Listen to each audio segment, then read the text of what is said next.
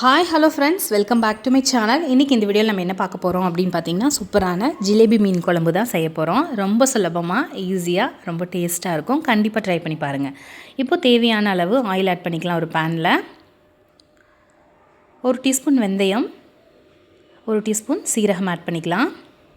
Oil heat ஆனோடனே add பண்ணிக்கோங்க. 400 gram சின்ன வெங்காயம் ஆட் பண்ணிக்கலாம். ஒரு சிலர் பெரிய வெங்காயம் சேர்த்துலாமா அப்படின்னு கேட்குறீங்க. பெரிய வெங்காயம் சேர்த்துனா குழம்பு கொஞ்சம் இனிச்ச மாதிரி இருக்கும். அந்தளவுக்கு டேஸ்ட் வராது. எப்போயுமே மீன் குழம்பு, புளிக்குழம்பு, கருவாட்டு குழம்புக்கெல்லாம் சின்ன வெங்காயம் சேர்த்துறது தான் ரொம்ப பெஸ்ட்டு. கண்டிப்பாக சின்ன வெங்காயத்துலேயே செய்யுங்க. செய்யக்கூடாதுன்னு கிடையாது, இதில் செஞ்சால் நல்லா டேஸ்ட்டாகவும் ருசியாகவும் இருக்கும். ஸோ வெங்காயம் நல்லா ஒன்று பிரிஞ்சு வர அளவுக்கு வதக்கி விட்டுக்கோங்க. அதுக்கப்புறம் நான் ஒரு 6 தக்காளி பழம் கட் பண்ணி வச்சுருக்கேன்.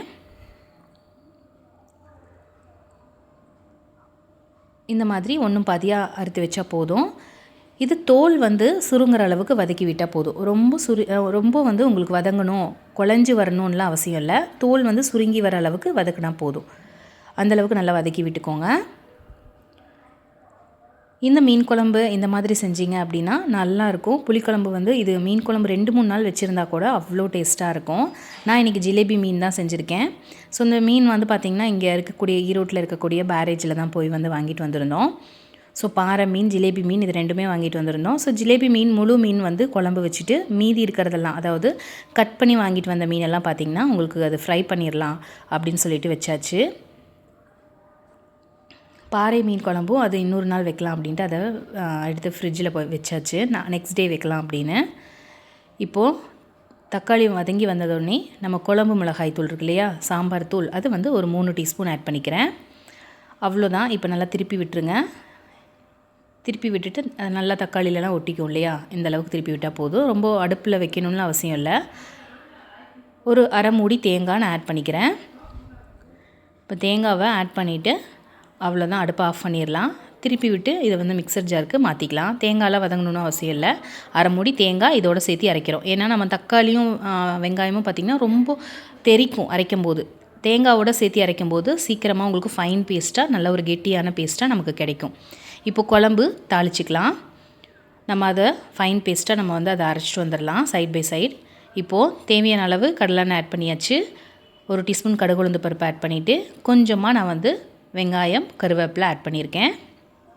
இந்த தாளிப்புக்கு நீங்கள் சின்ன வெங்காயம், அதர்வைஸ் பெரிய வெங்காயம் கூட நீங்கள் ஆட் பண்ணிக்கலாம். இப்போது நல்லா வெங்காயம் வதங்கினதுக்கப்புறம் காரத்துக்கு மிளகாய்த்தூள் ஆட் பண்ணியிருக்கேன். ஒரு 2 டீஸ்பூன் மிளகாய்த்தூள், 2 டீஸ்பூன் தனியாத்தூள் ஆட் பண்ணியிருக்கேன். இதை நல்லா திருப்பி விடலாம். சிம்மில் வச்சுக்கோங்க, அடுப்பை கரிஞ்சிடக்கூடாது. அவ்வளோதான், ஒரே நிமிஷம் தான். நல்லா திருப்பி விட்டுட்டு நம்ம அரைச்ச பேஸ்ட் இருக்கு இல்லையா, அதை நம்ம இதில் ஆட் பண்ணிக்கலாம். நம்ம எண்ணெயில் மிளகாய்த்தூளும் மல்லித்தூளும் ஆட் பண்ணுறதுனால நல்லா குழம்புக்கு கலர் கொடுக்கும். இப்போ பாருங்கள், நமக்கு என்ன கன்சிஸ்டன்சி வேணுமோ அந்தளவுக்கு தண்ணி கரைச்சி நம்ம, அதாவது அந்த மிக்ஸி ஜாரில் கலந்து நம்ம ஊற்றிக்கலாம். குழம்பு நல்லா பச்சை வாசம்லாம் போகணும், அந்தளவுக்கு நல்லா கொதி வரணும். இப்போ தேவையான அளவு தண்ணி ஆட் பண்ணிக்கலாம். தேவையான அளவு உப்பு ஆட் பண்ணிக்கிறேன் நான். உப்பு ஆட் பண்ணிவிட்டு இதுக்கு மேலே நமக்கு தண்ணி ரொம்ப கெட்டியான கன்சிஸ்டன்சியில் இருக்குது. இவ்வளோ கெட்டி வேண்டாம். நம்ம இனி கொஞ்சமும் தண்ணி ஆட் பண்ணிக்கலாம். அந்த மசாலா அரைச்ச மிக்சர் ஜார்லேயே இருக்கக்கூடிய அதை நல்லா வாஷ் பண்ணி நம்ம இதில் ஆட் பண்ணிக்கலாம். புளி பார்த்திங்க அப்படின்னா ஒரு பெரிய கொய்யாப்பழம் சைஸ் நான் எடுத்திருக்கேன். ஒரு கொய்யாப்பழம் சைஸில் எடுத்திருக்கேன். இந்த புளியை நல்லா ஊற வச்சு நம்ம இதை கரைச்சி இதோட ஜூஸ் எடுத்துக்கலாம். இப்போ பாருங்கள், நல்லா கொதி வந்துருச்சு, பச்சை வாசம்லாம் போயிடுச்சு. ஒரு 10லேருந்து 15 நிமிஷம் சிம்மில் விட்டு நீங்கள் எடுத்துக்கோங்க.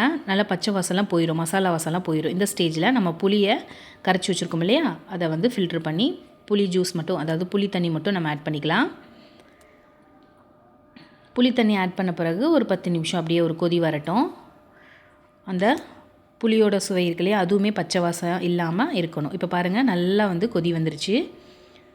மேலே ஆடை மாதிரி வந்துருச்சு பாருங்கள். இந்த ஸ்டேஜில் வாஷ் பண்ணி வச்சுருக்கிற முழு ஜிலேபி மீன் நம்ம வந்து இந்த மாதிரி கட் பண்ணி கூட நீங்கள் வாங்கிக்கோங்க. நான் வந்து முழு ஜிலேபி மீன் வந்து குழம்புக்காக வாங்கிட்டு வந்திருந்தேன், ஒரு 4-5 துண்டு. அதுக்கப்புறம் ஆல்ரெடி வாங்கின ஜிலேபி மீன்களோட தலைகள் இருக்குது, அதை வந்து நான் ஃப்ரை பண்ணேன்.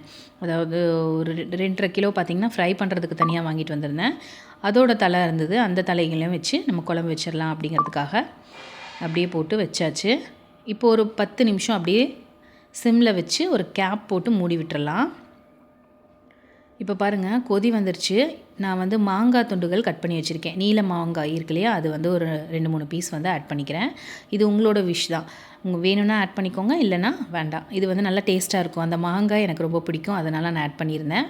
நீங்கள் இது ஆப்ஷனல் தான், வேணும்னா ஆட் பண்ணுங்கள், இல்லைனா ஸ்கிப் பண்ணிடுங்க. இப்போ ஒரு 10 நிமிஷம் அப்படியே வந்து மூடி வச்சிட்டிங்க அப்படின்னா மீனோடு சேர்ந்து அந்த மாங்காவும் நல்லா வெந்து வந்துடும். மீன் குழம்புக்கும் அந்த மாங்காய்க்கும் உங்களுக்கு அவ்வளோ அல்டிமேட்டாக இருக்கும், நல்லா அம்புட்டு ருசியாக இருக்கும். பாருங்கள், ஒரு 10-15 நிமிஷத்தில் மூடி வச்ச மீன் குழம்பு பாருங்கள் எண்ணெயெல்லாம் பிரிஞ்சு அவ்வளோ சூப்பராக ரெடி ஆயிடுச்சு. இது ஒயிட் ரைஸ்க்கு வச்சு சாப்பிடும்போது அவ்வளோ சூப்பராக இருக்கும், அம்புட்டு ருசியாக இருக்கும்னு சொல்லுவாங்களே, அந்த மாதிரி சூப்பராக ரெடி ஆயிடுச்சு. நீங்களும் இதே மாதிரி ட்ரை பண்ணி பார்த்துட்டு உங்களோட ஃபீட்பேக்கை மறக்காமல் எனக்கு கமெண்ட் பாக்ஸில் ஷேர் பண்ணுங்கள். இந்த வீடியோ பிடிச்சிருந்ததுன்னா உங்கள் ஃப்ரெண்ட்ஸ் அண்ட் ஃபேமிலிக்கும் தேவைப்பட்டுச்சு அப்படின்னா கண்டிப்பாக ஷேர் பண்ணுங்கள். நெக்ஸ்ட் வீடியோவில் மீட் பண்ணலாம். அண்ட் தென் தேங்க்ஸ் ஃபார் வாட்சிங்.